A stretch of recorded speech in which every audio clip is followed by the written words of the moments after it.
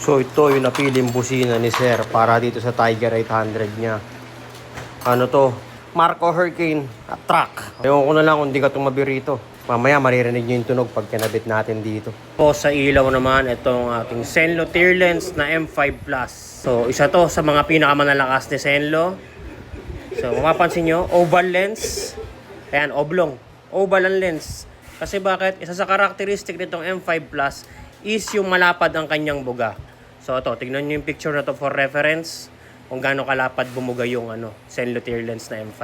So yan, dito naman kasi, kaya M5, naka-crash bar naman. Diyan natin mamount sa crash bar ng bike. Kaya din good tayong mag-Marco horn kasi meron tayong sasabitan na crash bar. Makita nyo mamaya yung mounting nito saka nung M5 once tapos na tayo. Siyempre, lahat yan is magiging powered by ground zero wiring harness kits pa rin. So ito yung gamitin natin dun sa Marco horn. Then ito naman yung para dun sa sa lights na M5.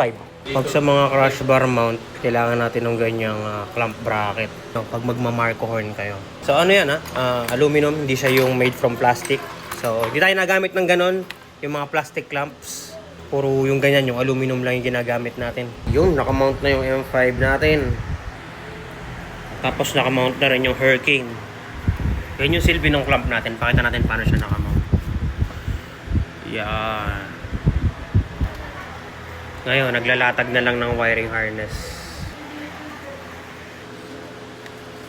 Yung sa lights pa lang yan. Yung sa horn, hindi pa nakalatag. Ayun.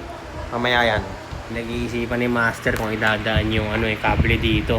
O dun eh. Pag dyan, paano mo iruruta? Dito. Magdidikit ka na lang ng Oo. Ayun na lang. Ganun. Meron pa ba dyan? Meron pa. Parang magandang gandang tali. Pag walang pagtatalian, maglalabas tayo niyan. Pakita ko sa inyo kung para saan to. Ano to? Dumidikit siyang ganyan. Tapos dito natin iipit yung kable. Kasi mga walang pwedeng pagtalian. Maghahawak ng kable para di siya nakalaylay. O yan na yung natin, pandikit. Ayan.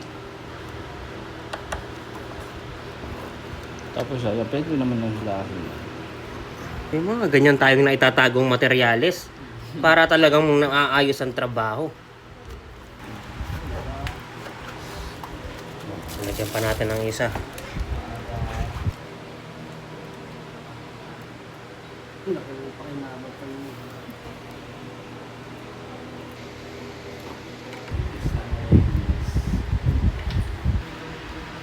Basta talaga mga adventure bike tsaka mga sports touring.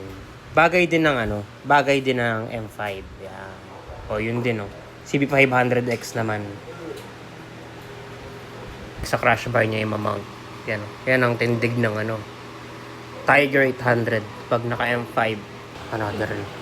So ito, mounting ideas para sa mga naka-adventure bike or mga sports touring. Kung gusto niyo gumamit ng Marco horn, whether Marco Hurricane yan or Tornado, ito yung mga mounting ideas na pwede.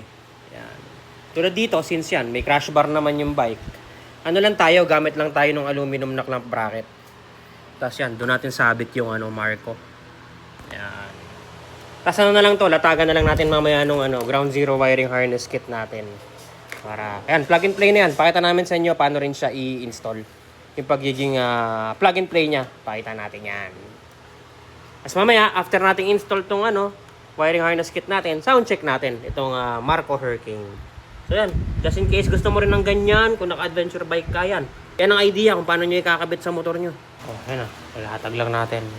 So yan, simple lang naman ang pag-i-install yan. Kasi latag nyo lang ng maayos. Ito para dito sa natin, sa Marco, yan sa baba, para dun yan. Yung may pulang marking sa positive, tapos yung itim dun sa negative. Tapos ito, lagay natin dito. Yung nasa stock horn, yan, bunutin nyo yan mamaya. Itutugusok nyo lang dito. Tapos ito, rekta battery tayo. Bunutin muna natin yung stock horn kasi ala naman ang pakinabang yan. I-disable na natin yan. Pero sa mga gustong mag-retain ng stock horn, meron din naman tayo nung dual horn mode na harness kit. Yun yung may switcher kung sakaling gusto nyo i-retain. Pag pinindot nyo yung switch, babalik siya sa stock horn. Yun if ever gusto mong i-retain yung stock horn mo. So, yan ang kailangan mo. yung dual horn mode na harness kit natin. Dito na pwesto ni Master Wang yung relay ng horn.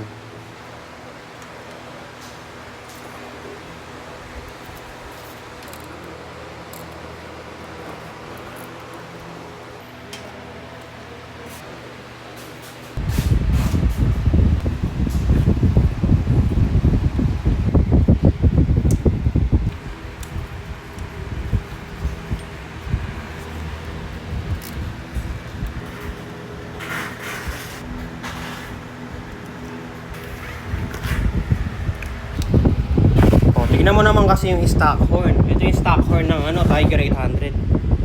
Laki-laking motor. Ito yung tunog.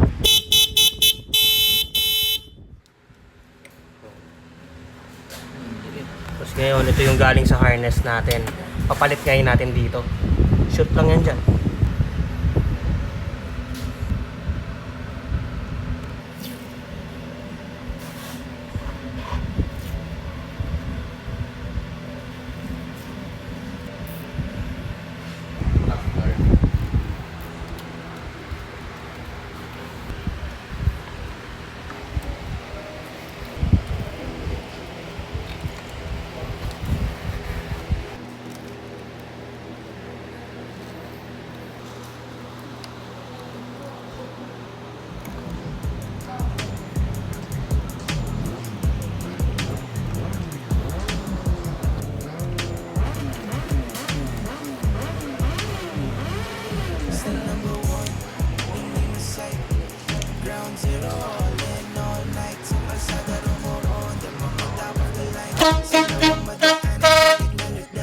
Final na lang natin lahat ng paglilinis. Tapos na tayo.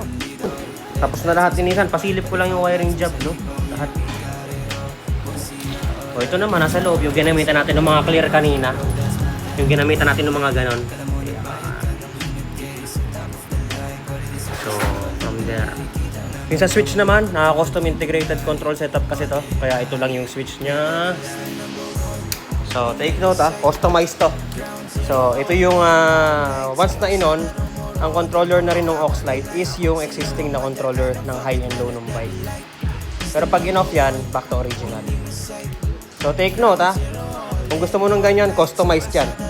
So, kailangan dalhin nyo rito para magawa ng customization. Okay? Customized only. So, kung gusto mo nyan, ng ganyan setup, dalhin mo rito sa shop. Then yung sa horn, sikip na rin natin lahat. Ginawa.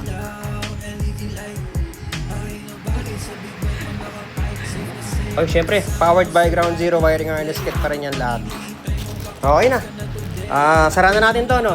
Na, pag tinakip yan, wala na kayo makikita. Wala na naka-expose na kable, no?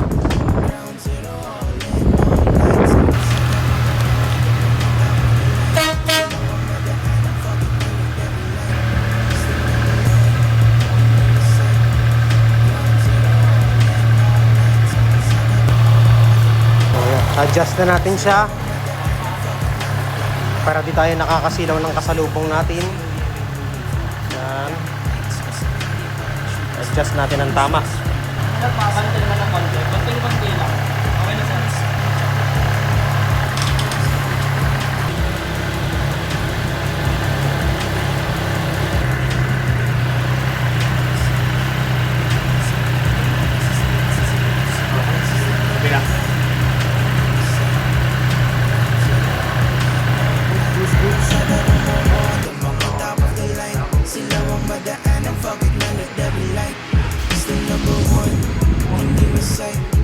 Ground zero, all in all night. Sa kalsada rumurondo, mga top of the line. Sila ang madaan, ang fuck it, melody every light. Kayang Tiger Sport 800.